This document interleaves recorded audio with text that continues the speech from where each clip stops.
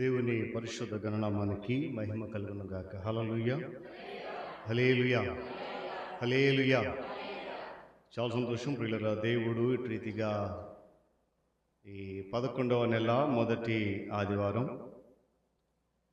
ఆయన పాద సముఖములో మనమంతా కూడా ఆరోగ్యంగా, క్షేమంగా, సజీవులుగా ఉండి స్తుతించడానికి చక్కటి శ్రేష్టమైనటువంటి సమయాన్ని ప్రభు మనకు అనుగ్రహించాడు.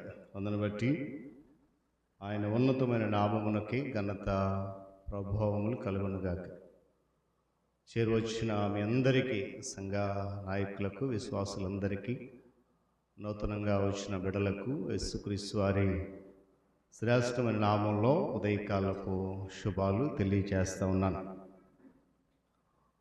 దేవుని వాక్యాన్ని ధ్యానం చేద్దాం. నేరుగా దేవుని వాక్యంలోకి వెళ్దాం. చదవబడినటువంటి వాక్య భాగం 23వ సంకీర్తన. ఈ కీర్తన నాకు రాదు అన్నవాళ్ళు చెయ్యొద్దండి.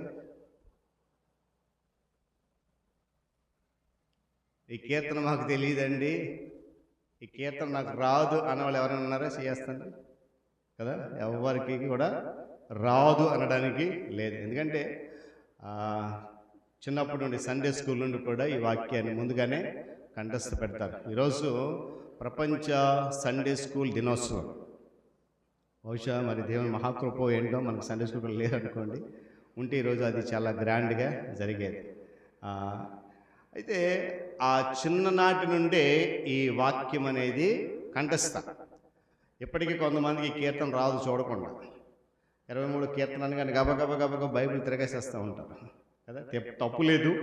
అయితే ఈ కీర్తనలో దావీదు భక్తుడు తన యొక్క అనుభవాన్ని, దేవునితో తనకున్నటువంటి సంబంధాన్ని, దేవునితో తను కలిగినటువంటి ఒక ప్రత్యేకమైన విధానాన్ని పొందుపరుస్తూ దేవుని గొప్పతనాన్ని కూడా ఇక్కడ చాటి చెప్తా ఉన్నాడు. అయితే నన్ను ప్రాముఖ్యంగా మనము 5వ చరణాన్ని ధ్యానం చేద్దాం. నేను చదువుతాను, గమనించండి. నా శత్రువులు ఎదుట నీవు నాకు భోజనము సిద్ధపరచుదువు, నూనెతో నా తల అంచున్నావు, నా గిన్నె నిండి పొర్లుచున్నది. ఈ మాట ఈరోజు మనం ధ్యానం చేస్తున్నాం. ఏంటన్నమాట? గిన్నె నిండి పొర్లుచున్నది. నిండి పొర్లుచున్నటువంటి గిన్నెలు దేవుని వాక్యములు మనం గమనిస్తే, ఈ గిన్నె అనేది మన యొక్క ఆత్మీయ జీవితానికి సాదృశ్యంగా ఉంది. ఈ ఆత్మీయ జీవితం అనేది ఏం చేయాలా? పొంగి పొర్లాల. దేవుని బిడ్డలుగా ఉన్నవారి జీవితాలు ఎప్పుడు కూడా నిండు పొర్లే విధంగానే దేవుడు దీవిస్తాడని కీర్తనగాడు సెలవిస్తూ ఉన్నాడు. అంటే మన ప్రధాన కాపరిగా ఉన్నటువంటి యేసుక్రీస్తు ప్రభువారు మనకు ఎలాంటి కొదువ లేకుండా ఆయన ప్రేమ చేత సమస్తము కూడా ఇస్తాడన్నది మనము ఏమాత్రం కూడా సందేహించొద్దు, అనుమానించొద్దు. ఒకవేళ దేవుని వాగ్దానము మనకి ఆలస్యం అవ్వచ్చేమో, కానీ ఏమండి, ఖచ్చితంగా అది మన జీవితంలో నెరవేరుతుంది. గమనించాలి. ఎవరైతే ఆయనను అనుసరిస్తూ, ఎవరైతే ఆయనలో నమ్మకం ఉంచి, ఎవరైతే ఆయన విశ్వాసం ఉంచుతారో అలాంటి వారికి అవసరమైన వాటన్నిటిని కూడా ప్రభు ఇస్తాడు. నమ్మిన వారు స్తోత్రం చెప్తాం గట్టిగా. హల్లెలూయా. కాబట్టి ఎవరైతే ఆయన స్వరాన్ని విని ఆయన యొక్క మార్గాన్ని అనుసరిస్తూ నమ్మకముతో కొనసాగుతూ ఉంటారో అలాంటి వారి జీవితాల్లో ఎల్లప్పుడూ కూడా నిత్య జీవం కొరకైనటువంటి ఆ దైవ దీవెనలతో వారి జీవితం ఎప్పుడు కూడా నిండి పొర్లి పారుతూ ఉంటుంది. ఈరోజు మనం ఒక ప్రశ్న వేసుకోవాలి. నా జీవితంలో ఈ నిండే అనుభవము ఉందా?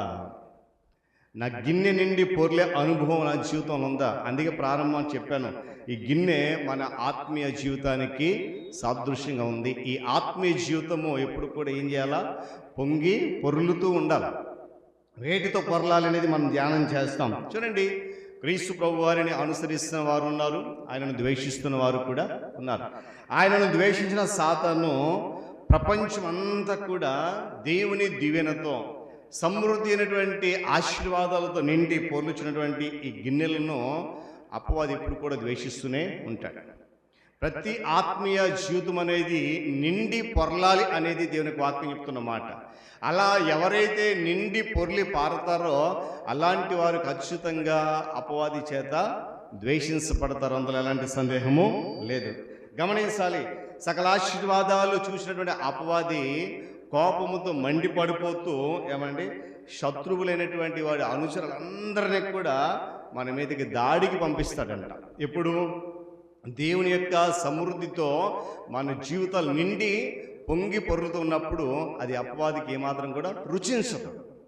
ఎందుకంటే మనం ఆశీర్వాదపరచబడుతూ ఉంటే, మనం దీవించబడుతూ ఉంటే, మనం ఎలాంటి కష్టంలోకి సంతోషంగా ఉంటే అపవాది దాన్ని చూసి తట్టుకోలేడు. మనలో కూడా చాలామంది ఉన్నారు అలాంటి స్వభావం గలవారు.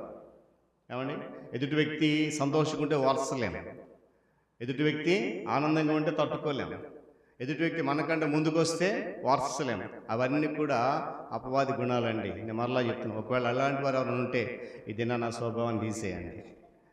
అలాంటి వారు ఉంటే అది అపవాది గుణమే. ఏమండి, ఎందుకంటే ఎప్పుడు కూడా అపవాది మనను దేవుని మార్గం నుండి ప్రక్కకు తప్పించడానికి వాడి అనుచరులతో ఎప్పుడు మన చుట్టుముట్టే ఉంచుతాడు. అయినా వాక్యం చెప్తున్న మాట ఏంటంటే, నువ్వు భయపడవద్దు. దేవుని స్తోత్రం కలుగును గాక. చెప్పాలి కదా, హల్లెలూయా. అందుకే కీర్తనకారుడు 4వ చరణం చదవండి ఒకసారి. గాఢాంధకారపు లోయలో నేను సంచరించినను ఏంటంట ఏ అపాయములకు భయపడి. ఎప్పుడు దేవుని యొక్క ఆశీర్వాదాలతో నీ ఆత్మీయ జీవితం పొంగి పారుతూ ఉన్నప్పుడు ఎలాంటి అపాయం వచ్చినా కూడా నీకు భయమో అవసరం లేదు. ఈరోజు మనం పిల్లలు గమనించండి, ఏ చిన్న సమస్య వచ్చినా భయపడిపోతూ ఉంటాం, కంగారు పడిపోతూ ఉంటాం. నేను అంటాను, అలా నువ్వు ఇంకా కంగారు పడుతూ భయపడిపోతూ ఉన్నావంటే నీ ఆత్మీయ జీవితం లేక గిన్నెకు సాదృశ్యం నీ ఆత్మీయ జీవితము నిండి ఉండలేదు, ఇంకా అది ఖాళీగానే ఉంది. గమనించాలి, మనం ఎటువంటి పరిస్థితుల గుండా వెళ్తున్నా, ఎలాంటి పరిస్థితుల్లో జీవిస్తున్నా కూడా నమ్మకంగా ఆయనను వెంబడిస్తే, నమ్మకంగా ఆయనలో కొనసాగితే అపవాది చుట్టుముట్టినటువంటి ఈ భయం అంతా కూడా మన కాపరైనటువంటి యేసుక్రీస్తు ప్రభువు మనల్ని విడిపిస్తూనే ఉంటాడు.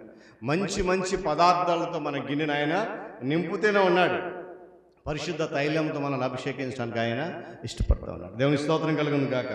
చూడండి, ఈ పరిశుద్ధ గ్రంథంలో నుండి ఈ పొర్లి పార్జున కొన్ని గిన్నెలు చాలా ఉన్నాయి. మనకు సమయం లేదు కనుక కొన్ని విషయాలు 2 లేదా 3 నేను జ్ఞాపకం చేసి అట్టి రీతిగా మన యొక్క గిన్నె అనగా మన ఆత్మీయ జీవితం ఉన్నదా లేదనేది ఒకసారి మనము పరిశీలన చేసుకుందాం. మొదటిగా నిర్గమకాండము 16వ అధ్యాయము 33వ వచనం చదవండి. నిర్గమకాండము 16వ అధ్యాయము 33వ వచనం.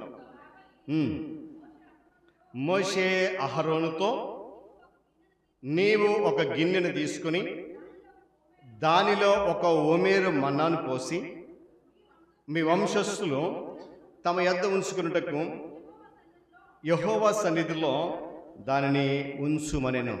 మొదటి గిన్నె ఏంటంటే మన్నాతో నిండి ఉన్నటువంటి గిన్నె. ఈ మన్నా కలిగిన్నే దేనికి సాదృశ్యంగా ఉందనంటే వాక్యముతో నింపబడి పొర్లి పారుచున్న హృదయానికి సాదృశ్యం ఉంది. మరి ఈ గిన్నె ఎంతమంది కలిగి ఉన్నాం? మన్నాను పోలినటువంటి గిన్నె ఎంతమంది పోలి ఉన్నాం? నేను మరలా చెప్తున్నాను, ఇది దేనికి సాదృశ్యంగా ఉందంటే దేవుని వాక్యముతో నింపబడి పొర్లి పారుచున్న హృదయానికి సాదృశ్యంగా ఉంది ఈ మన్నా కలిగిన్నే. మరి ఈరోజు ఎంతమంది హృదయాలలో దేవుని వాక్యానికి స్థానం ఉంది? నేను గడిచిన దినాలు చాలాసార్లు చెప్పాను, నీకు వాక్యం తెలిస్తే సరిపోదు.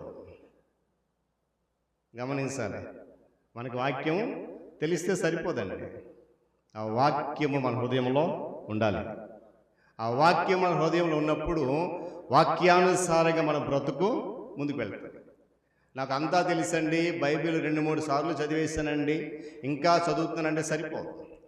ఆ వాక్యముని హృదయములు ఎప్పుడైతే నింపబడి పొర్లి పారుతుందో అప్పుడు నీవు సమృద్ధిగా ఉంటావు అనే విషయాన్ని జ్ఞాపకం చేస్తున్నాను. దేవుని బిడ్డలుగా ఉన్నటువంటి మన ఆత్మీయ ఆకలిని తీర్చేటువంటి మన్నా అనేటువంటి వాక్యముతో మన హృదయం అనే గిన్నెను నింపుతూ ఉండాలి ఎప్పుడు కూడా. ఒకరోజు భోజనం చేయకపోతే మన పరిస్థితి ఏంటి చెప్పండి? ఒకరోజు అన్నం తినకపోతే మన పరిస్థితి ఏంటి? ఆరోగ్యంగా ఉంటామా, నీరసించిపోతామా? కొంతమంది కళ్ళు తిరిగే పడిపోతారు కింద ఒకరోజు అన్నం తినకపోతే కదా. కనుక ఎందుకు మాట చెప్పానంటే, ఒక్కరోజు నువ్వు శారీరకమైన భోజనం చేయకపోతేనే కళ్ళు తిరిగి పడిపోయే పరిస్థితి. ఏమండి? దానికన్నా శక్తివంతమైనటువంటి మన్నా అనేటువంటి వాక్యంతో నీ గిన్నె నింపకపోతే ఏమండి, నీ ఆత్మీయ జీవితము నీరసించిపోతుంది. శారీరకమైన ఆహారం తీసుకోకుండా ఏ విధంగా నువ్వు నీరసించిపోతున్నావో, దేవుని వాక్యం అనేటువంటి ఆ మన్నాతో నీ హృదయం అనే గిన్నె నింపకపోతే నీ ఆత్మీయ జీవితం నువ్వేమైపోతావు? నీరసించిపోతావు. శారీరకంగా నీరసించిపోయామనుకోండి, ఆ నీరసానికి తగినటువంటి మందులు ఏవైతే వాడతాం, అవి ఈరోజు రేపు మరొక రోజు తగ్గిపోతాయి. కానీ ఆత్మీయ జీవితం అనేది నీరసించిపోతే దానికి మందు లేదండి. ఎందుకో తెలుసా? దానిని నీ చేతులారా నువ్వే కొని తెచ్చుకుంటున్నావు. గమనించాలి ఉదయకాల సమయంలో. ఎప్పుడైతే ఆ వాక్యం అనేటువంటి మన్నాతో మన హృదయం నింపుతూ ఉన్నప్పుడు మన గిన్నెలు నిండి పొర్లే విధంగా దేవుడు దీవిస్తాడు. నా గతంలో ఒక మాట చెప్పాను, దేవుని దగ్గర రావాలని ఆసక్తి ఉంచే చాలు కదా. వాక్యములో నిలిచి ఉండాలి, హృదయంలో ఉండాలని ఆశ నీలో ఉంటే తప్పకుండా ఆశ దేవుడు తీరుస్తాడు. దేవుని స్తోత్రం కలుగును గాక. చెప్పాలి హల్లెలూయా. చూడండి, దేవుని యొక్క ఉద్దేశాలను, దేవుని మార్గాలను ఎల్లప్పుడూ కూడా మన హృదయం నింపుకుంటూ వాటిని బట్టి ఆనందిస్తూ వాటిని ధ్యానిస్తూ ఉండడం వల్ల మరి ఆధ్యాత్మిక పోషణ ఎడతగినటువంటి ఫలాలు మనము పొందుకుంటాం. అందుకే మొదటి సంకీర్తనలో ఒక చక్కటి మాట అంటారు, చదవండి. మొదటి సంకీర్తన 3వ చరణంలో ఒక మాట, నీటి కాలువల యారు నాటబడిన వాడై ఆకు వాడక తన కాలమందు ఫలమిచ్చు. ఎప్పుడు? మన్నా అనే వాక్యముతో తన హృదయాన్ని ఎవరైతే నింపుకొని ఆ వాక్యాన్ని బట్టి ఆనందిస్తూ దాన్ని ధ్యానిస్తూ ఉంటారో అప్పుడు ఎప్పటికి కూడా ఎండిపోయే స్థితి రాదు. దేవుని స్తోత్రం కలుగును కాక. ఏమండి? ఎందుకంటే దేవుని ప్రజలు లేక మన జీవానికి, అభివృద్ధికి, ఆత్మీయ జీవిత ఎదుగుదలకు పరలోక మన్నా అని పిలువ వాక్యము చాలా అవసరం అండి. నేను మరలా జ్ఞాపకం చేస్తాను, ఇక్కడున్న మీకు ఎవరికి వాక్యం తెలియదు అని నేను అనట్లేదు. ఇక్కడున్న ఎవరికి వాక్యము తెలియదు అని నేను అనట్లేదు, అనను కూడా. ఎందుకంటే అందరికీ వాక్యం తెలుసు. అదే చెప్పాను, వాక్యం తెలిస్తే సరిపోదు, ఆ వాక్యము హృదయంలో నింపబడాలి. ఆ వాక్యం మన హృదయంలో ఎప్పుడైతే నింపబడుతుందో ఆ వాక్యాన్ని ప్రతిసారి నింపుకుంటూ ధ్యానిస్తూ ఉంటే మనం ఏం చేస్తామంట, దేవుని యొక్క దీవెనలు ప్రవహించే నదిలాగా మన ప్రక్కనే ఉంటాయి. దేవుని స్తోత్రం కలుగును గాక. అందుకే మాట, అతడు నీటి కాలువలు ఎవరు నాటబడిన వాడై ఆకు వాడక తన కాలమందు ఫలములు ఇచ్చేటువంటి చెట్టు అని. ఈరోజు మనం అలా ఉండాలనే ఈ మన్నా గల గిన్నె కలిగి ఉండాలి. దేవుని స్తోత్రం కలుగును గాక. మరొక గిన్నెను మీకు చూపిస్తాను. నెహెమ్యా గ్రంథము 1వ అధ్యాయము. ఇది చాలా ప్రాముఖ్యమైనటువంటి గిన్నె. ఇక్కడ కూర్చున్న వాక్యం వింటున్న మనం అందరం కూడా ఇటువంటి గిన్నెను కలిగి ఉండాలి. నెహెమ్యా గ్రంథం 1వ అధ్యాయము 11వ వచనం చదవండి. చదవండి.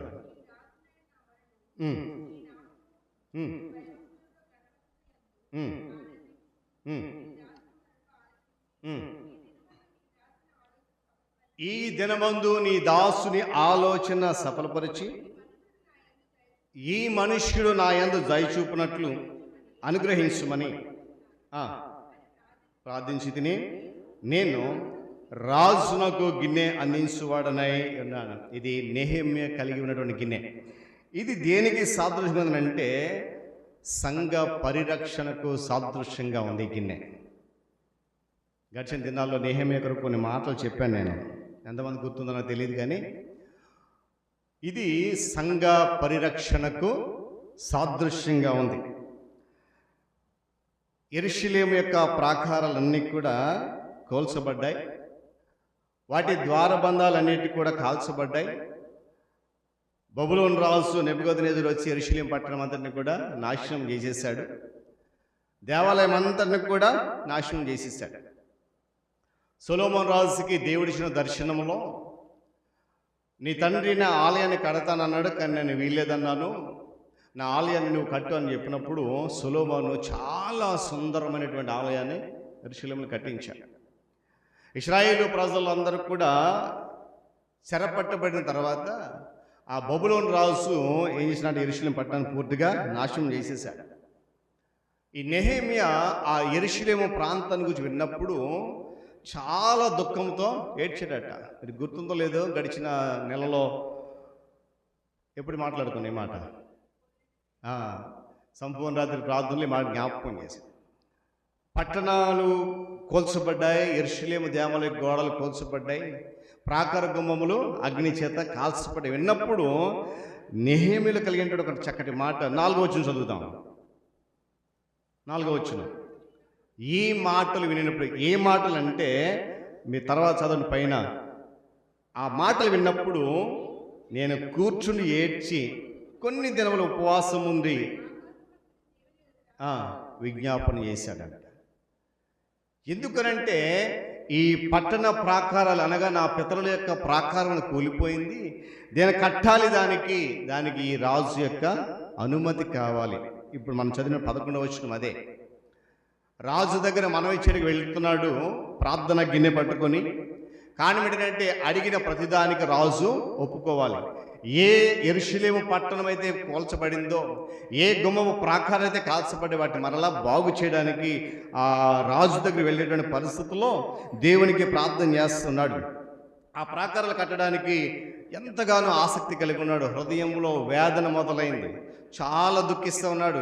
కట్టడం ప్రారంభించడానికి ఇష్టపడ్డాడు. అయితే మరలా ఎవ్వరు కూడా యెరూషలేము జోలికి రాకుండా, అది శత్రువుల చేత పడకుండా దానికి ప్రాకారాలు అవసరమే ఉన్నామని చెప్పి నెహెమీయా గ్రహించుకుని అది కట్టడానికి ప్రారంభించాడు. అయితే ఎవరైనా మధ్యలో ఆటంకం కలిగించవచ్చు మరలా, కనుక నీ యొక్క సపోర్ట్ నాకు కావాలని చెప్పి ఏ రాజు దగ్గర అయితే పనిచేస్తున్నాడో, అక్కడ ఒక మాట ఉంది కదా, నేను రాజునకు గిన్నె అందించువాడనై ఉన్నాను, అతను నా మాట ఏం చేయాలా? ఒప్పుకోవాలి. నేను పూనుకుని పోయేటువంటి కార్యాన్ని ఎక్కడ కూడా ఆపడానికి వీళ్ళు చాలా ఆసక్తి కలిగి ఉన్నాడు. దేవుని సంఘం గమనించండి, శత్రువులు దేవుని సంఘాన్ని నాశనం చేస్తున్నటువంటి ఈ రోజుల్లో నెహెమీయా వంటి మాదిరిగా సంఘం యొక్క చుట్టూ ప్రాకారాలు కట్టడానికి మనలో ఎంతమందికి ఆసక్తి ఉంది? ఏమండి, ఎంతమందికి ఆసక్తి ఉంది? సంఘ పరిరక్షణ కేవలము సంఘ కాపరుదో సంఘ నాయకులదో కాదండి. సంఘములో ఎంతమంది అయితే ఉన్నారో అందరిది. నేను ప్రారంభం అదే చెప్పాను, ఆడెవడో పాడుకుంటున్నాడులే, ఆడు చప్పట్లు కొట్టుకుంటాడులే,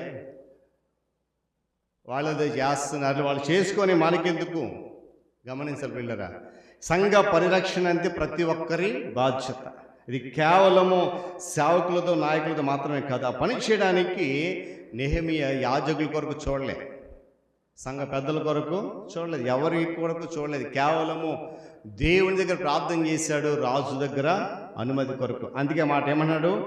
నేను చేసేటువంటి ఆలోచన సఫలపరిచి ఈ మనుష్యుడు నా యందు దయ చూపునట్లు అనుగ్రహించడం ప్రార్థన చేశాడు. మరి ఈరోజు మన సంఘ పరిరక్షణ కొరకు, దాని చుట్టూ ప్రాకారం నిలబెట్టడం కొరకు మనలో ఎంతమంది ఆసక్తి కలిగి ఉన్నాం? నెహెమీయా ఎవరి కొరకు ఎదురు చూడలేదండి. నెహెమీయా ఎవరి కొరకు ఎదురు తానే స్వయంగా ప్రాకార కట్టడం పూనుకున్నాడు. దేవుని సంఘాన్ని పరిరక్షించే ఆసక్తితో నీ హృదయం అనే గిన్నె నింపబడాలి. మరి రోజు నేను గతంలో కూడా చెప్పాను, సంఘం పట్ల ఎంతవరకు నీకు ఆసక్తి కలిగి ఉంది. ఒక మాట చెప్తాను, ఒకవేళ మీకు బాధ కలిగిన. ఈరోజు మొదటి ఆదివారం కనుక బలారాధన ఉంటుందని చాలామంది వచ్చారు. మరి మిగిలిన ఆదివారం దేవుని సన్నిధి అవసరం లేదా? మిగిలిన శుక్రవారాల దేవుని సన్నిధి అవసరం లేదా? మిగిలిన మంగళవారం ప్రార్థన దినం అవసరం లేదా? సంఘ పరిరక్షణ కొరకు నీ హృదయం గిన్నె ఎలా నింపబడుతుంది? మరి నెలకు ఒకసారి వచ్చి ప్రభు బల తీసుకుంటే సరిపోతుందా? దేవుడు అలా చెప్పలేదే. దేవుడు అలా చెప్పలేదు. నెలకు ఒకసారి వెళ్ళండి, బలారాధన తీసుకోండి, మిగిలిన సమయంలో మీ ఇష్టం వచ్చినట్టు తిరగని చెప్పలేదే. సంఘ పరిరక్షణ నీ బాధ్యత. నెహెమీయా ఎవరి కొరకు ఎదురు చూడలేదు, తనంతటితోనే స్వయంగా ముందుకు వచ్చాడు. మరి రోజు ఎవరో చేస్తారు, అనిల్ మాస్టర్ చేస్తారో, పాస్టర్ గారు చేస్తారు, సతీష్ గారు చేస్తారు, లారెన్స్ గారు, ఇంకెవరో వచ్చి పూనుకుంటారు. కాదండి, సంఘ పరిరక్షణ సంఘంలో ఉన్న ప్రతి ఒక్కరిది. ఏది సంఘం పట్ల నీ యొక్క ఆసక్తి? జాగ్రత్త ప్రియ దేవుని సంఘం గమనించాలి. కనుక ఆసక్తితో నీ గిన్నె నింపబడి, అప్పుడే మన ఆత్మీయ జీవితం గిన్నెలో నిండి పొర్లే విధంగా దేవుడు దీవిస్తాడు. దేవుని పని చేయకుండా, దేవుని కొరకు బ్రతకకుండా, దేవుని వాక్యంతో నింపబడకుండా, వాక్యం నడవకుండా దేవుడిని దీవించాలంటే అది జరగని పని. బైబిల్లో రాయబడిన అనేక మంది భక్తులు దేవునికి లోబడకుండా, దేవుని యొక్క నియమ నిబంధనలు పాటించకుండా, ఆజ్ఞలను కట్టుబాట్లను పాటించకుండా దేవుని దీవెనలు అడగలేదండి. వారు దేవుని కొరకు ప్రయాసపడి, దేవుని కొరకు నిలబడి వారు అడిగారు, దీవెనలు పొందుకున్నారు. మరి ఈరోజు మీరు ఎంతమంది మనం అలాంటి దేవుని పొందుకుంటున్నాం? జాగ్రత్త, ఒకసారి గమనించాలి. మరొక గిన్నెని మీకు చూపిస్తున్న సమయం అవుతా ఉంది. మత్తయి సువార్త 26వ అధ్యాయం 39వ వచనం. మొదటిది మన్నాగల గిన్నె, అది వాక్యంతో నింపబడి పూర్ణ హృదయానికి సాదృశ్యంగా ఉంది. రెండవది నెహెమ్యా గిన్నె, అది సంఘ పరిరక్షణకు సాదృశ్యంగా ఉంది. మూడవది చదవండి, 26:39 మత్తయి సువార్త చదవాలి. కొంత దూరం వెళ్ళి, నా తండ్రి సాధ్యమైతే ఈ గిన్నె నా యొద్ద నుండి తొలగించుకొని,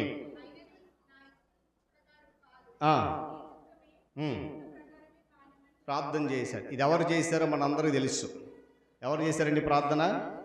మన ప్రభు అయినటువంటి క్రీస్తు వారు మనందరి కొరకు శ్రమలు అనుభవిస్తున్న సమయంలో, సిలువ వేయబడడానికి చివరి గడియల్లో గెత్సెమనే వనంలో చేసినట్టు ప్రార్థన. ఇదేంటంటే ఈ గిన్నె శ్రమల గిన్నె. ఎందుకో తెలుసా? మనందరి జీవితాలు బాగు చేయడానికి కొరకు, మన ఆత్మీయ జీవితము అభివృద్ధి చెందుట కొరకు, మన యొక్క ఆధ్యాత్మిక జీవితం పెంపొందించడం కొరకు ఆయన ఆ శ్రమల గిన్నెను పొందుకున్నాడు. ఇదేంటంటే ఈ గిన్నె మరి ప్రార్థనకు సూచనగా ఉంది. ఇక్కడ కూర్చున్న మనలో చాలామందికి ప్రార్థన రాదు. అది మీరు ఒప్పుకోకపోయినా నాకు ఇష్టమే. చాలామందికి ప్రార్థన రాదు, నేర్చుకోవాలి. ఏమండి, గమనించాలి. సర్వలోక పాప పరిహారార్థం యేసుక్రీస్తు ప్రభువారు తన యొక్క చెమటను రక్తంగా మారినంతగా ప్రార్థన చేశాడంట. ఏమండి, సర్వలోకమంతటి పాపాన్ని పరిహరించడం కొరకు ఆయన రక్తము, ఆయన చెమట రక్తపు బిందువులుగా మారినంతగా ప్రార్థన చేశాడు. ఈరోజు మన ప్రార్థనలో ఎంత పట్టుదల ఉంది! ఈరోజు మనం చేసేటువంటి ప్రార్థనలో ఎలాంటి త్యాగం ఉంది! ఈరోజు మనం చేసేటువంటి ప్రార్థనలో ఏమండి ఎలాంటి కట్టుదిట్టమైనటువంటి ఆ పరిస్థితులు ఉన్నాయి, ఒకసారి మనం ఆలోచన చేయాలి. దేవుని కుమారుడు, మన రక్షణ క్రీస్తు ప్రభువారు, ఆయన ప్రార్థన చేసిన అవసరం లేదు. ఎందుకంటే ఆయన దేవునితో సమాన అనుభవం గలవాడు. ఆయన ఏమండి సర్వాధికారం భూమి మీద ఆయనకి ఇవ్వబడి, అయినప్పటికీ ఆయన ప్రార్థన చేసిన అవసరం లేదు. మరి ఎందుకు చేశాడనంటే ఆ ప్రార్థన నీకు నాకు మాదిరికరంగా ఉండాలని. ఒకవేళ ప్రభువారు ఆ విధంగా ప్రార్థన చేయకపోతే ఈరోజు మనం ఎవరు కూడా మోకరించి ప్రార్థన చేయమండి. చేస్తామా? చెయ్యము. ఈరోజు మనము సంఘంలో అనేక మంది మాదిరిగా ఉన్నా కూడా ఆ మాదిరిని మనం అనుసరించట్లేదు. యేసుక్రీస్తు ప్రభువారు ఎందుకు ప్రార్థన చేశాడు మోకరించి అంటే అది మనందరికీ మాదిరికరంగా ఉండాలి. అనుదినము మన గిన్నెలు ప్రార్థనతో నింపుకోవాల్సిన అవసరం ఉంది. ఏమని? ఏ ప్రార్థన? ఉదయం లేచి ప్రభు ఈ దినమంతా దీవించు, రాత్రి పడుకుంటున్నాను, తెల్లవారుదా కాపాడు, ఈ ప్రార్థన కాదండి. హృదయంలో నుండి రావాలి పశ్చాత్తాప ప్రార్థన. ఎప్పుడైనా మన జీవితంలో మనం ప్రార్థన చేసేటప్పుడు ప్రభు దగ్గర ఒప్పుకుంటున్నామా? పాపాలు ఒప్పుకుంటున్నామా? దైవ సేవకుడు చెప్తూ మనం ప్రార్థన చేసే ప్రతిసారి నేను ప్రారంభంలో స్తుతి చెల్లించాలంట. ముందు ఆయన అడిగే ముందు ఏం చేయాలా? స్తుతి చెల్లించాలి. నెహెమ్యా చేసిన ప్రార్థన అదే. ఆకాశమందున్న మా తండ్రి అని ప్రార్థన మొదలుపెట్టాడు ఆయన. యేసుక్రీస్తు ప్రభువారిని నన్ను శిష్యులు వచ్చి అయ్యా మాకు ప్రార్థన నేర్పించంటే ఆయన చెప్పిన ప్రార్థన కూడా అదే, పరలోకమందున్న మా తండ్రి అని చెప్పి ముందు స్తుతులు చెల్లించి తర్వాత వారికి కావాల్సింది అడిగారు. ఈరోజు చాలామంది విశ్వాసాలు చేసే పని ఏంటంటే ముందు వారికి కావాల్సింది అడుగుతారు, తర్వాత ఆ స్తుతి చెల్లిస్తే తర్వాత. ఎందుకు మార్చుకున్న పిల్లలు గమనించాలి. మన జీవితాల్లో హృదయం అనేటువంటి గిన్నెని ప్రార్థనతో నింపుకోవాలి. చాలామంది ఆత్మీయ జీవితాల్లో ఏమండి ప్రార్థనలు ఏమితో ఉన్నాయి. మన సంఘంలో కూడా వారి జీవితాల్లో, వారి కుటుంబాల్లో ప్రార్థన లేదండి. ప్రార్థనలు ఏమితో ఉన్నాయి.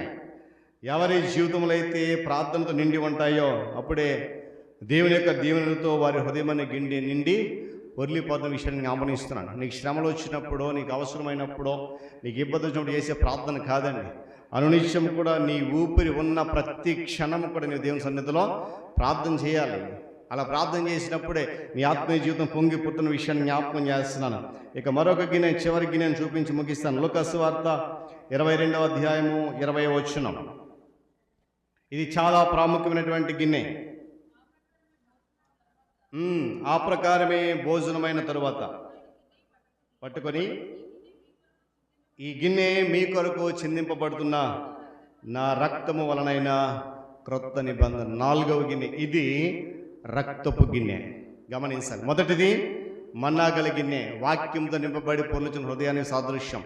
రెండవది నెహెమ్యా గిన్నె, చెప్పాలి, సంఘ పరిరక్షణ కొరకు సాదృశ్యం. మూడవది శ్రమల గిన్నె, ప్రార్థనకు సూచనగా ఉంది. 4వది రక్తపు గిన్నె, ఇది మనము సమీపించబోతున్నటువంటి క్రీస్తు ప్రభు వారి యొక్క పరిశుద్ధ బల్లారాధనకు సాదృశ్యంగా ఉన్నటువంటి గిన్నె. ప్రతి నెల వస్తున్నాం. మీకు ఇష్టమైతే ఇంటికి వెళ్ళిన తర్వాత మొదటి కొరింథీయులకు రాసిన పత్రిక 11వ అధ్యాయం 23 నుంచి చివరి వరకు చదవండి ఒకసారి. బలలో ఎందుకు పాల్గొవాలో, ఎందుకు పాల్గొకూడదు అక్కడ చాలా చక్కగా వివరించాడు పౌలు భక్తుడు. గమనించాలి. ఇది ప్రభు వారి యొక్క పరిశుద్ధ బలాలకు సూచనగా ఉంది. తన పరిశుద్ధ రక్తాన్ని ఈ గిన్నెలో ఉన్నటువంటి ద్రాక్షారసం గుర్తుగా ఇచ్చాడండి. అందుకే అన్నాడు ఏమని, ఇది మరొకసారి చదువుదాం. ఈ గిన్నె మీ కొరకు, అందులో ఉన్నది ఏంటి? అందులో ఉన్నది ద్రాక్షారసం. కానీ ఆయన ఏమన్నాడు, ఈ గిన్నె మీ కొరకు చిందింపబడుచున్న నా రక్తము. ప్రతి నెల ఆయన రక్తాన్ని రుచి చూస్తున్నాం. ప్రతి నెల ఆయన రక్తాన్ని రుచి చూస్తున్నాం, ఆయన శరీరాన్ని తింటున్నాం. మరి అనుభవంలోకి రాగలుగుతున్నామా? ఆ అనుభవంలోనికి నడవగలుగుతున్నామా? ఏమండి, యేసుక్రీస్తు ప్రభు వారు తన శిష్యులకు నేడు మనకు కూడా చెప్పిన మాట ఏంటంటే, మీరు తీసుకునేది కేవలం ద్రాక్షరసం మాత్రమే కాదు. ఏంటిదంట? నా రక్తము.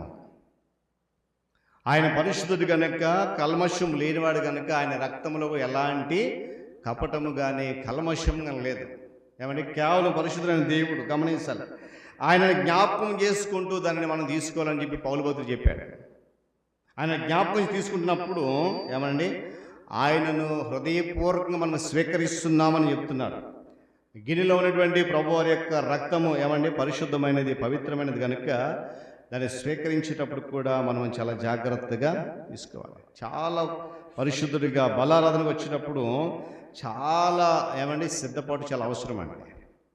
ప్రతిరోజు వేరే వేరే ఆరాధనకు వచ్చే వేరు సిద్ధపాటు, కానీ ఈరోజు నువ్వు వచ్చే సిద్ధపాటు చాలా ప్రాముఖ్యమైనది. నేను గతంలో కూడా మాట చెప్పాను. బలారాధనకు వచ్చినప్పుడు వైట్ బట్టలు వేసుకుంటాను అన్నప్పుడు చాలామందికి అది నచ్చలే. నాకు ఇబ్బంది లేదనుకోండి. ఎందుకు తెల్లని వస్త్రాలు ధరించమని అంటే అది పరిశుద్ధతకు సూచన. అది వేరే తప్పు కాదండి. తెల్ల బట్టలు వేసుకున్నంత మాత్రాన మనకు వచ్చిన నష్టమేం లేదు. ఉందంటారా? లేదు. అది పరిశుద్ధతకు సూచన. కనుక ఆ బల్లను సమీపించినప్పుడు ఇంకొకటి, అది మీరు వైట్ డ్రెస్ వేసుకుంటే వేసుకోండి, లేకపోతే నాకు ఇబ్బంది లేదు.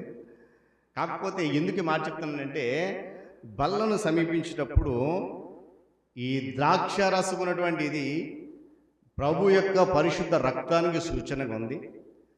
ఆ రొట్టె ఆయన యొక్క శ్రేష్టమైన శరీరానికి సాదృశ్యంగా ఉంది. ఆ సమీపించినప్పుడు మనం ఏం చేయాలా? చాలా పవిత్రంగా దాన్ని ఆచరించాలి. చాలామంది జీవితాల్లో బలారాధన పట్ల నిర్లక్ష్యం ఉంది. సిద్ధపాటు లేకుండా వచ్చి బలను సమీపించొద్దండి దయచేసి, అది మీకు మంచిది కాదు. పౌలు అంటాడు, చదవండి ఒకసారి ఆ మాట. నా మాటలు కాదు కానీ పౌలే స్వయంగా కొరింథీ సంఘం చెప్తుంటే ఒకసారి ఆ మాట జ్ఞాపకం చేసి ముందుకు వెళ్ళిపోతాం త్వరగా. చదువుదాం ఒకసారి. 11వ అధ్యాయము 27-28 చదవండి ఒకసారి. బైబిల్స్ ఉన్న వారందరూ తీయండి ఆ మాట. బైబిల్స్ ఉన్న వారందరూ తీయాలి. ఎవరెవరి దగ్గర బైబిల్స్ ఉన్నాయో చూడగలిగిన వారందరూ, చూడలేని వారు ఇబ్బంది పడవద్దు. బైబిల్ చూడగలిగిన వారు అందరూ కూడా మాట తీయండి. ఎందుకు మాట జ్ఞాపకం చేస్తున్నానంటే, బల్లను నేటి దినాల్లో చాలామంది జీవితాల్లో బల్లారాధన పట్ల నిర్లక్ష్య వైఖరి, అశ్రద్ధ కనబడతా ఉన్నాయి. దానివల్ల వచ్చేటువంటి నష్టం కూడా నేను చెప్తాను, చదవండి. కాబట్టి గమనించాలి. ఎవడు అయోగ్యముగా ప్రభు యొక్క రొట్టెను తినునో త్రాగునో వాడు ప్రభు యొక్క శరీరమును గూర్చి రక్తమును గూర్చి అపరాధి అవుతాడు. ప్రతి మనుష్యుడు తను తాను పరీక్షించుకోవాలి. అలాగూ చేసి ఆ రొట్టెను తిని పాత్రలోనే తాగవలెను. ఇక్కడ గమనించండి, ప్రభు శరీరమని వివేచింపక తిని త్రాగువాడు తనకు శిక్షావిధి కలుగుటకే తాగుచున్నాడు. ఇందువలననే, జాగ్రత్తగా గమనించాలి ఈ మాట వినండి, ఇందువలననే మీలో అనేకులు బలహీనులను రోగులను ఉన్నారు, చాలామంది నిద్రిస్తున్నారు. అంటే పడుకోవట్లేదండి. నిద్రిస్తున్నాం అంటే నిద్రపోవడం కాదండి. ఏమండి, ఆ రోజుతోటి భూమి మీద యాత్ర. అందుకనే బల్లను సమీపించినప్పుడు మనలో ఏమాత్రం నిర్లక్ష్యం అనేది ఉండదు. ఇది చాలా పరిశుద్ధమైనటువంటి బల్ల. చాలా మందిలో గమనిస్తున్నాను నేను, నిర్లక్ష్యం ఉంది, అశ్రద్ధ ఉంది, సరైన సిద్ధపాటు లేదు. చూడండి, మీరు బల్లను సమీపించకపోతే మీకు వచ్చే నష్టం లేదు. ఈ నెలలో మీరు బల్ల తీసుకోకపోతే మీకు వచ్చే నష్టం లేదు. సిద్ధపడి రండి బల్ల ఆరాధన తీసుకునేటప్పుడు. ఎంత సిద్ధపడాలంటే నీ మైండ్లో మరొక ఆలోచన ఉండదు. నీ సిద్ధపాటు నువ్వు వచ్చే విధానం కనబడుతుందండి. నీ సిద్ధపాటు నువ్వు వచ్చే విధానం కనబడిపోద్ది. ఇక్కడ కూర్చుని మీ ముందు కూర్చున్న కనుక మీ వెనకాల మొక్కలు మీకు కనబడవు. ఇక్కడ నేను నుంచున్నాను కనుక అందరి మొక్కలు నాకు కనబడతాను, నా ముఖం మీకు కనబడుతుంది. నేను మా చెప్తానంటే, ఎవరు సిద్ధపడి వచ్చారో నేను గమనించలేకపోవచ్చు, కానీ ఆకాశం నుండి ఆయన చూస్తున్నాడు. దేవుని స్తోత్రం కలుగును గాక. కాబట్టి నేనంటాను, ఆ అశ్రద్ధ నిర్లక్ష్యంతో బలను సమీపించొద్దు. బలారాధన కొరకు సరైన సిద్ధపాటు కనబడట్లేదు నేను దినాల్లో. గమనించండి, పరిశుద్ధమైనటువంటి బలారాధన పరిశుద్ధ సంస్కార కార్యమును గ్రహించి సరైన సిద్ధపాటుతో నీ హృదయం అనే గిన్నె నింపుకోవాలి, యోగ్యంగా బలలో పాల్గొవాలి. అందుకే పౌలు అన్నాడు కదా, ఎవడు అయోగ్యముగా ప్రభు యొక్క రొట్టెని తింటాడో త్రాగుతాడో ఆ రెండిటిని గురించి చక్కటి మాట ఉపయోగించాడు. ఏమంటాడంట? అపరాధి అవుతాడు. మనం పాట పాడతాం కదా, అపరాధిని వేసా. ఆ పాట కూడా మనం పాడేటప్పుడు అస్సలు ఏమాత్రం బాధ ఉండదు, చాలా సంతోషంగా పాడేస్తాం. అపరాధిని వేసా. ఇది మా చెప్పానంటే, అపరాధి అంటే ప్రభుత్వకు మనం ఒప్పుకుంటున్నాం. అపరాధిని వేసేయ కృప చూపి ఆ ఒప్పుకోలు కనపడట్లేదు నేను తిన్నాను. ఏమండి, గమనించాలి. సరైన సిద్ధపాటు గిన్నె నింపుకోవాలి, యోగ్యంగా దానిలో పాల్గొలు. అప్పుడే దేవుని దీనితో నీ గిన్నె నిండి పొర్లి పారగలదు. మనల్ని వ్యతిరేకించే అపవాది మరియు వారి శత్రువులు మన గిన్నెలను నాశనం చేయడానికి ప్రయత్నం చేస్తున్న విషయాన్ని మనం ఎప్పుడు కూడా మర్చిపోకుండా నిత్యము ప్రభువుని వెంబడిస్తాం. అపవాది సమయం కొంచెమే ఉంది, మనకు తెలియట్లేదు. ప్రభు రాకడ సమీపం ఉందని మనం మర్చిపోతున్నాం, చాలా ధైర్యంగా బ్రతికేస్తున్నాం. కానీ అపవాదికి తెలుసు సమయము చాలా తక్కువ ఉందని చెప్పి ఎంత త్వరగా వీలైనంత మందిని ఏం చేయాలా? బయటికి తీసుకొచ్చేయాలి. మనం గ్రహించట్లేదు, సమయం అయిపోతూ ఉంది, ప్రభు అక్కడ ఎప్పుడు వస్తుంది, అసలు నేను ఎత్తబడతానా లేదా, నిత్యరాజ్యం ఉంటాను, ఆ భయం మనకు లేదు. కానీ అపవాదికి ఉంది, వీళ్ళందరూ కూడా పరలోకానికి వెళ్ళిపోతారేమో అని చెప్పి అపవాది భయపడి కోపంతో రగిలిపోతూ ఉన్నాడు. కానీ దేవుని బిడ్డలుగా ఆ సిద్ధపాటు మనలో కనబడట్లేదు. ఇప్పుడు గమనించండి, దేవుడు తన రాకడతో వచ్చినప్పుడు, ప్రభు రెండో రకలు వచ్చినప్పుడు ఎత్తబడిన వారు మాత్రమే సంతోషిస్తారు. ఎత్తబడిన వారు మాత్రమే సంతోషంగా ఉంటారు. ఒక్కవేళ పొరపాటున భూమి మీద విడిచిపెట్టబడ్డావా, నువ్వు బ్రతికున్నంత కాలము ఇప్పటికన్నా 7 శ్రమలు నువ్వు అనుభవించాల్సి వస్తుంది. అందులో ఎలాంటి సందేహం లేదు. కనుక నేను అంటాను, సరైన సిద్ధపాటుతో మనం ప్రభువుని వెంపడించాలి. ఇంతకు మనం అందరం కూడా ప్రశ్నించుకోవాలి, ఇంతకీ నా ప్రధాన యాజకుడు మంచి కాపరైన ప్రభువును నేను వెంబడిస్తున్నానా, ఆయన నీతి న్యాయము నిజాయితీ కోసం ధైర్యం నిలబడుతున్నానంటూ ఎప్పటికప్పుడు మన హృదయాన్ని పరిశీలన చేసుకుని ప్రశ్నించుకోవాలి. ఇక్కడ వచ్చినప్పుడే సిద్ధపాటు కాదండి, మనం ఎక్కడున్నా కూడా దేవుని కొరకు సిద్ధపాటు ఉండాలి. ఎందుకో తెలుసా? ఆయన రాకడ ఎప్పుడు వస్తుందో, ఎలా వస్తుందో, ఎలా వస్తుందో తెలియదు. కనుక సిద్ధపాటు ఉండాలి. మన గిన్నెలను అనగా మన ఆత్మీయ జీవితాన్ని లోక దాస్యానికి, పాప క్రియల కొరకు వాడకుండా పరిశుద్ధమైన దేవుని పని కొరకు వాడదాం. పరిశుద్ధమైన దేవుని పరిచర్యకు వాడి ధన్యులమవుదాం. దేవుడు మన ఆత్మీయ జీవన గిన్నెలను పొంగిపొర్లే విధంగా నింపుతున్నందుకు కృతజ్ఞత కలిగి మనం చేసిన పని ఒక మాట ఉంది, ఆ మాట చెప్పేసి ప్రార్థన చేస్తాను. నేను మరలా జ్ఞాపకం చేస్తాను. 116 సంకీర్తన చూడండి, చివరి మాట. నిత్యము కూడా ఆయన మన యొక్క ఆత్మీయ జీవితం గిన్నెను నింపి పొంగి పొర్ల విధంగా చేస్తున్న విధానాన్ని బట్టి కృతజ్ఞత కలిగి మనం ఒక ప్రార్థన చేయాలా. 116వ సంకీర్తన 13వ చరణం, రక్షణ పాత్రను చేదపుచ్చుకొని యెహోవా నామమున ప్రార్థన చేస్తాను. అలా ప్రార్థన చేస్తూ నిండి పొర్లే విధంగా మన గిన్నెలను ప్రభు బహుగా దీవించాలని ఆశిద్దాం. మన గిన్నెలు నింపుకుందాం. మరలా జ్ఞాపకం చేస్తాను. మొదటిది మన్నా కలిగినే వాక్యముతో నింపబడిన హృదయానికి సాదృశ్యం. రెండవది నెహెమ్యా గారి గిన్నె సంఘ పరిరక్షణ, ఇది చాలా ప్రాముఖ్యం, గుర్తుపెట్టుకోండి. మూడవది శ్రమల గిన్నె, ప్రభు మన కొరకు పడినటువంటి అది ప్రార్థనకు సూచన. నాలుగవది రక్తపు గిన్నె, బల్లారాధనకు సూచన. ఈ 4 గిన్నెలు కూడా మన జీవితంలో చాలా ప్రాముఖ్యం కనుక అలాంటి గిన్నెగా మనం మారదాం. ప్రభుకు మనము సమర్పించుకుందాం. దేవుడి మాటలు మన కొరకు దీవించును గాక. తల ఉంచుకొని మూసుకోనండి, ప్రార్థన చేద్దాం. అందరూ కూడా తల వంచాలి, అందరూ కూడా తల వంచాలి. ఎవ్వరు మౌనంగా ఉండొద్దండి, అనాలోచితంగా, అశ్రద్ధగా ఉండదు. ఇప్పుడే వాక్యం నిన్ను హెచ్చరించింది. చాలా శ్రేష్టమైన దినం. 2025వ సంవత్సరం 11వ మాసంలో వచ్చేసాం. ఇది మరొక బల్లారాధన ఉంది, చివరి బల్ల, 2. కాబట్టి ఈ బల్లను పాల్గొనేటప్పుడు నీ హృదయంలో కానీ, నీ తలంపులో కానీ, నీ చూపులో కానీ, నీ ఆలోచన కానీ ఎలాంటి నిర్లక్ష్యం ఉండదు. దయచేసి అడుగు ప్రభుని, అయ్యా అదిగో ఈ మాసము వచ్చే మాసం 2 మాసాలు అయిపోతే ఈ సంవత్సరం పూర్తయిపోతుంది. అయితే కనీసం ఈ 2 మాసాలలోనైనా, ఈ దినము రానున్న మాసంలోనైనా సంపూర్ణ సిద్ధపాటుతో నీ బల్లను సమీపించే ధన్యత నాకు ఇవ్వని ప్రార్థన చేద్దాం.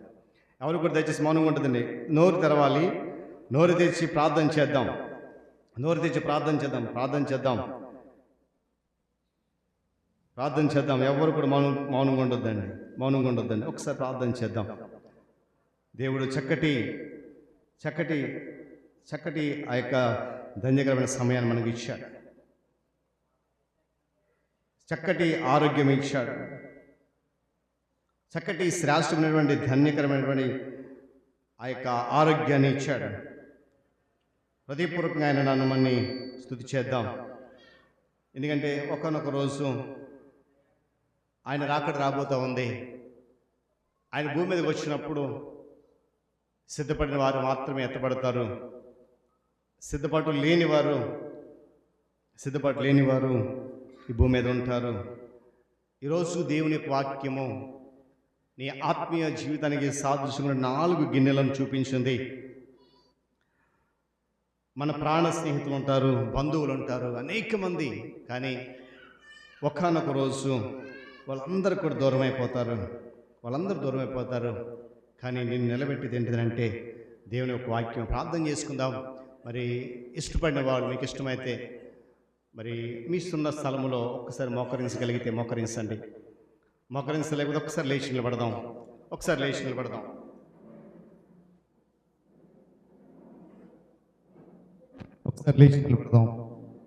హృదయపూర్వకంగా ప్రభువుని అడుగుదాం. నేను మరలా జ్ఞాపకం చేస్తున్నాను, శ్రేష్టమైన సమయం ఇది. నిండి పొర్లుచున్న గిన్నెలు, 4 రకాలైన గిన్నెలు మనం విన్నాం. ఈ 4 రకాల గిన్నెలు మన జీవితంలో చాలా చాలా చాలా శ్రేష్టమైనవి. ప్రార్థన చేసుకుందాం. మన శత్రువులు మనం తరుగుతూ ఉన్నప్పుడు, అపవాది మనం చుట్టుముడుతూ ఉన్నప్పుడు, దిక్కుతోచని స్థితిలో, ఏమీ చేయలేని స్థితిలో అండగా నిలిచేవాడు ఉన్నాడు. ఆయనే నిన్ను నన్ను ప్రేమించినటువంటి యేసయ్య. హృదయపూర్వకంగా ప్రార్థన చేద్దాం. నా శత్రువులు నన్ను తరుముచుండగా, నా ఆత్మ నాలో కృంగెనే ప్రభు.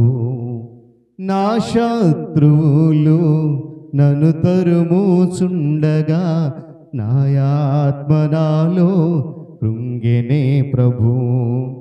నా మనసు నీ వైపు త్రిప్పిన వెంటనే, శత్రువుల చేతి నుండి కాపాడినావు, విడిపించినావు.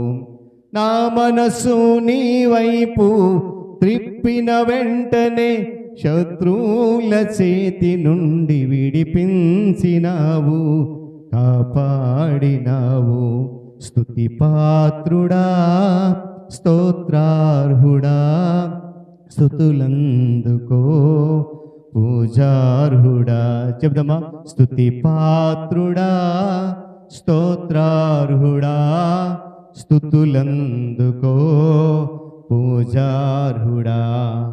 ఆకాశమందు నీవు తప్ప నాకెవరున్నారు నా ప్రభు. చెప్దామా? ఆకాశమందు నీవు తప్ప నాకెవరున్నారు నా ప్రభు. స్తుతి పాత్రుడా. మహాగణుడా, మీ వందనాలు. ఈ పరిశుద్ధ దినాల నీ వాక్యము చేత నన్ను మమ్మలను మరొకసారి హెచ్చరించి గద్దించే నిజమే. ఈ గిన్నె మా ఆత్మీయ జీవితానికి సాదృశ్యంగా ఉంది. వాక్యముతో నింపబడే గిన్నెగా, సంఘ పరిరక్షణకు ప్రయాసపడే గిన్నెగా, అనుదినము ప్రార్థించేటువంటి గిన్నెగా, నీ బలను సమీపించే యోగ్యమైన గిన్నెగా మమ్మల్ని మేము మార్చుకోవడానికి మీరు ఇచ్చిన అవకాశం మనకి స్తోత్రాలు. ఇదిగో బలహీనుడు వట్టివాడు నీ దాసుడు నిలబడి నీ మాటలు విత్తాడు. విత్తబడిన విత్తనాలు నాయన ముళ్ళ పొదల్లోనో దారి ప్రక్కనో మరి వేరే స్థలంలో కాకుండా నూరంతలుగా ఫలించే స్థలము అయినటువంటి మా హృదయాలలో వాటిని ఫలింపజేసి నీ సహాయం అనుగ్రహించండి. విత్తబడిన మాట ప్రతి ఒక్క జీవితాన్ని ఆలోచింపజేయడానికి కృప చూపించండి. ఈ వాక్యం అంతటిని బట్టి నిన్ను స్తుతిస్తున్నాం, ఆరాధిస్తున్నాం, గణపరుస్తున్నాం. వాక్యానుసారంగా మా బ్రతుకు మార్చుకుని వాక్యములు నడిచే ధన్యత ఇచ్చండి. సమస్త ఘనత ప్రభావం మీరు పొందుకొని తదుపరి జరిగిన ఆరాధనలో ప్రాముఖ్యంగా బలను సమీపించేటువంటి క్రమంలో మమ్మల్ని మేము సంపూర్ణంగా సిద్ధపడి చేసుకోవడానికి మీ ఆత్మ సహాయం అనుగ్రహించమని నా రక్షకుడును నీ ప్రియకుమారుడైన యేసయ్య శక్తిగల నామములో ఈ ప్రార్థన అడిగి సమర్పిస్తున్నాను మా తండ్రి. ఆమేన్.